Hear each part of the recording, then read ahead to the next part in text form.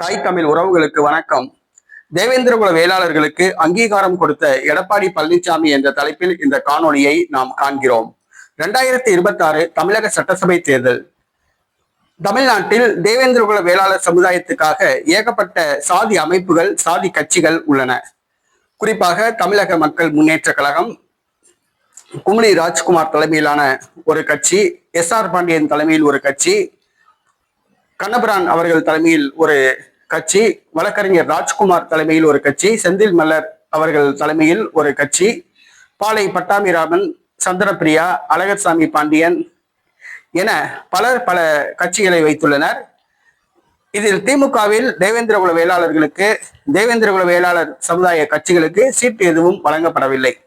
கடந்த முறை மக்கள் விடுதலை கட்சி முருகவேல் ராஜனுக்கு நிலக்கோட்டை தொகுதி ஒதுக்கியது, தோல்வி அடைந்தார். இந்த முறை அந்த தொகுதியும் வழங்கப்படவில்லை. அந்த கட்சிக்கு ஒரு தொகுதி கூட வழங்கப்படவில்லை.